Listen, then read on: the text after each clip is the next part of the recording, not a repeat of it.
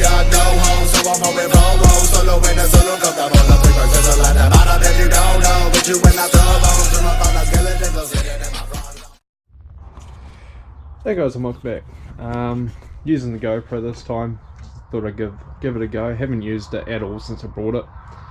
Different things have been happening, things never showed up when they were meant to, and all that kind of crap. So thought I'd give you a rundown on the 20det. Finally, the conrod bearings are here. So I ordered these about 3 months ago, I think it was. Got the main bearings there. Conrod bearings are still in their box. And so originally I ordered ALC race bearings, and then they were out of stock. For some reason seller wasn't replying and all this other crap, so I managed to get a refund out of nowhere. I didn't even apply for a refund, they just refunded me the money, which is sort of good because I got my money back, but at the same time was sort of bad because I wanted to run full ALC internals. But then again, this is only a temporary motor, so and I'll get a bit more into that in another video, why this is only a temporary build and why I've gone pretty much all out rebuilding it for just a temporary build. So we went with the NDC, right? Standard bearings, so they're OEM spec to my understanding. So I won't be going for more than, I don't know, I've seen people run these bearings up around 350 horsepower. I'm aiming for 300. It seems to me like a nice number to sit at for a start out, well, for a basic motor.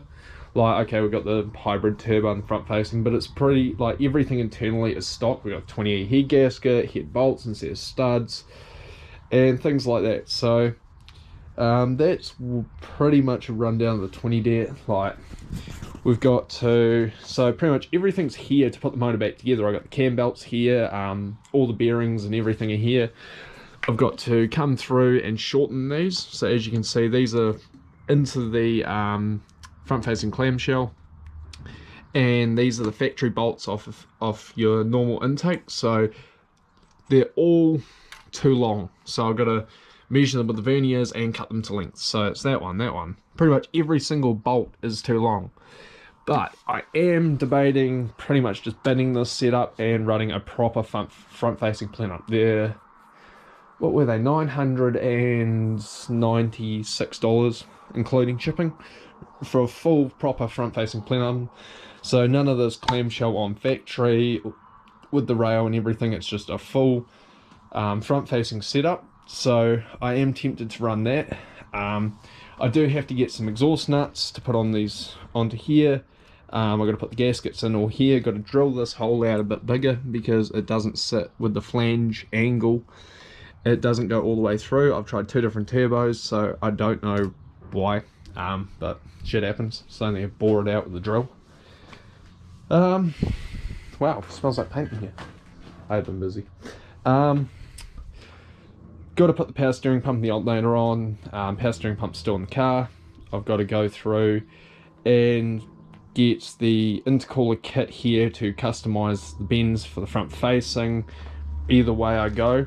I've got to slot it for the R35 MAF, so instead of running a AFM before the turbo, I'm going to be running an R35 MAF after the turbo, so it'll be down here somewhere. This will come out, go under, and do all sorts of bends, which means I'll be able to run this setup with the nice K&N filter on top of the turbo, and all I need is an is-tune board. So pretty much once the motor's in the car and everything's put together, I'll do a full rundown of how to run this setup with a stock ECU and a is-tune board. So there are a few things that you need to be aware of that I won't go into detail with now.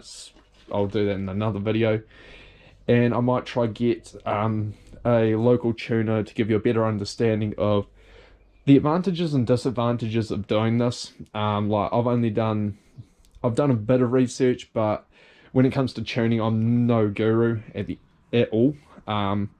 So this will, if I can get someone who's good with tuning to give you a run through of pretty much the advantage of running it here compared to here, and to do with air temps and everything else. So that's another video, but pretty much the motor's ready to be put back together. I was going to get onto it and do it this week, but we're going away on a family New Year's trip down the Sounds to the batch, well, section batch, whatever you want to call it.